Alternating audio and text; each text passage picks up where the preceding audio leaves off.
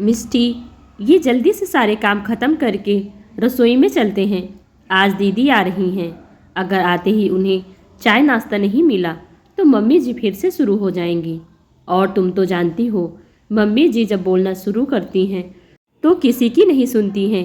मिष्टी और उसकी जेठानी सुनिधि घर के कामों में उलझी हुई आपस में बातें कर रही थी।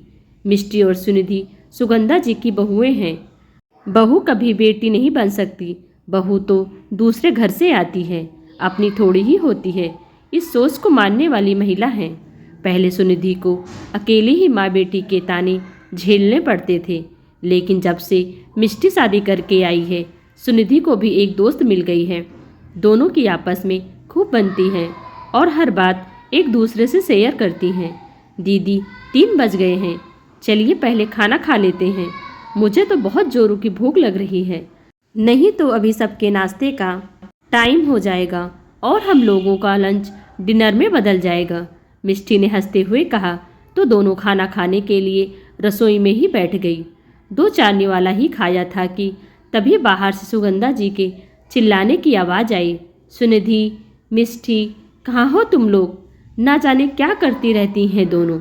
देखो, सीमा और दामाद जी आए हैं। सुगंधा जी की आवाज़ सुनते ही मिष्टी अपने खाने की प्लेट छोड़कर उठ गई। दीदी, आप अपना खाना ख़त्म करिए, मैं देखती हूँ। और वह उन दोनों की सेवा सत्कार में लग गई। भाभी, घर में शक्कर ख़त्म हो गई है क्या?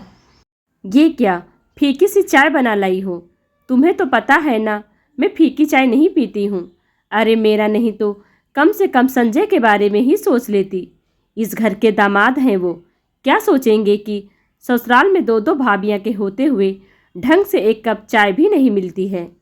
सीमा ने चाय का पहला घूंट लेते ही नुक्स निकालना शुरू कर दिया। अरे बिटिया, तेरे हाथों की तो बात ही कुछ और है। मैं तो खुद अच्छी चाय पीने के लिए तरस जाती हूँ। एक तो थी ही, दूसरी भी वैसे ही आ गई है। मेरी तो किस्मत ही खराब है। पता नहीं इस घर का क्या हाल होगा। बेटी के बोलते ही सुगंधा जी को भी बोलने का मौका मिल गया और वो कहाँ पीछे रहने वाली थी व्यंग बाढ़ छोड़ने में। मिष्टी बिना कुछ बोले रसोई में आ गई। उसे मेहमानों के सामने बोलना ठीक नहीं लगा। जाने दो मिष्टी, छोड़ो ये सब बात। इन लोगों की तो आदत है हम लोगों के काम में कमियां निकालने की। तुमने सुबह से कुछ खाया नहीं है, चलो तुम भी अब नाश्ता कर लो। मैंने हम दोनों के लिए चाय भी गर्म कर ली है, आओ बैठो इधर। मिष्टी का उतरा हुआ चेहरा देखकर सुनिधि ने नाश्ते की प्लेट मिष्टी की तरफ बढ़ाते हुए बोली, पता नहीं दीदी, जितना अच्छा करने की कोशिश करती हूँ उतना ही खराब हो जाता है। मैंने चाय में शक्कर ज़्यादा डाला था, फिर भी सीमा दीदी को चाय में शक्कर कम लग रहा था। कम से कम जीजा जी के सामने तो हमारी बेइज्जती नहीं करनी चाहिए थी ना। मिष्टी ने उदास होते हुए कहा तो सुनिधि बोली, छोटी, चाय में शक्कर कम नहीं है, चाय तो बहुत अच्छी बनी है। इन लोगों के दिल में हमारे लिए प्यार कम है और जिससे प्यार नहीं होता उसकी हर बात खराब होती है। तुम उदास मत हो सुनिधि बहू, तुम लोगों का ये मेहमानों की तरह चाय नाश्ता हो गया हो तो रात के खाने की भी तैयारी करो। सुगंधा जी रसोई में सब्जियों का थैला पकड़े खड़ी थी और जैसे ही उन्होंने देखा मिष्टी और सुनिधि नाश्ता कर रही हैं, उनका मुंह बन गया। मम्मी जी, मिष्टी ने सुबह से कुछ नहीं खाया है, इसलिए मैंने ही बोला पहले नाश्ता कर लो, उसके बाद सब करेंगे। अरे एक समय नहीं खाया तो कुछ हो थोड़ी जाएगा। हमारे समय में तो कामों में लगे रहते थे और मेहमानों के आने पर खाने पीने की तो सुध ही नहीं रहती थी, बस उनकी सेवा में लगे रहते थे। अच्छे से अच्छा बनाना खिलाना, उनके हर आराम का ध्यान रखना। लेकिन तुम लोगों से ये क्यों होने लगा? वैसे भी मेरी बेटी तुम लोगों को हमेशा से बोझ लगती है। नहीं मम्मी जी, बस हम जा ही रहे थे खाने की तैयारी करने। सुनिधि ने कहा, ये लो सब्जियां और पनीर। आज रात खाने में पनीर कोफ्ता, मिक्स वेज आलू दम, कश्मीरी पुलाव, मिर्ची रोटी और मीठे में मखाने की खीर बना लेना। और हाँ, जल्दी जल्दी हाथ चलाओ, तुम दोनों बैठी गप्पे मार रही हो, समय का तो कुछ ध्यान ही नहीं है। सब्जियों का थैला वहीं रसोई में रखकर सुगंधा जी चिल्लाते हुए बाहर चली गई। सुनिधि और मिष्टी भी जल्दी से रात के खाने की तैयारी में लग गई। 9 बजते बजते खाना टेबल पर लगाकर सुनिधि ने कहा, मिष्टी, मम्मी जी और दीदी को बुला लाओ खाने के लिए। वे लोग शायद ऊपर छत पर हैं और तब तक मैं बाकी लोगों के लिए खाना परोसती हूँ। ठीक है दीदी, बोलते हुए मिष्टी उन लोगों को खाना खाने के लिए बुलाने ऊपर चली गई। माँ, तुम मिष्टी भाभी पर नज़र रखा करो। किससे बात करती हैं, क्या बात करती हैं, किसका फ़ोन आया है। भाई की पसंद के आगे हम लोग कुछ बोल नहीं पाए। लेकिन माँ, तुम ही सोचो, वो लड़की हॉस्टल में रहकर आई है। वहाँ कौन देखने गया था, क्या करती थी, कितने लड़कों के साथ घूमती थी। मैंने तो तभी कहा था, ऐसी लड़कियाँ क्या किसी की गृहस्थी बसाएंगी। ऐसी लड़कियों का तो कोई चरित्र थोड़े ही होता है।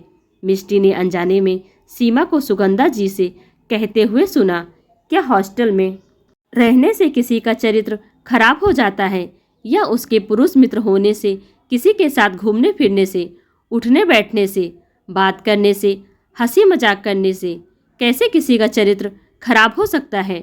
चरित्र मापने का ये कौन सा पैमाना है जिसमें सिर्फ लड़कियों का चरित्र मापा जाता है, लड़कों का नहीं। लड़के तो किसी के साथ कुछ गलत भी कर देते हैं तो भी उनका चरित्र साफ रहता है। दोस्त तो उन बेचारी लड़कियों का होता है जिसके साथ गलत भी होता है, और उनको समझने की जगह लोग उन पर ही दोष लगाते हैं। लड़के भी बाहर रहकर पढ़ाई करते हैं, नौकरी करते हैं, तो उनका चरित्र भी खराब होना चाहिए, ना सिर्फ लड़कियों का। क्यों हर बार लड़कियों को ही चरित्र का प्रमाण पत्र देना पड़ता है, लड़कों को क्यों नहीं। सच कहते हैं लोग, औरत ही औरत की सबसे बड़ी दुश्मन होती है, दूसरा कोई नहीं। अचानक से मिष्टी के वहाँ आ जाने पर और उसके जवाब को सुनकर माँ बेटी हड़बड़ा सी गई। मिष्टी, ये क्या तरीका है अपनी ननद से बात करने का? तुम्हारे माँ बाप ने ये भी संस्कार नहीं दिए कि बड़ों से कैसे बात करते हैं? सुगंधा जी ने मिष्टी पर चिल्लाते हुए कहा। मेरे माता पिता ने तो बहुत अच्छे संस्कार दिए हैं मम्मी जी, लेकिन आप शायद भूल गई हैं।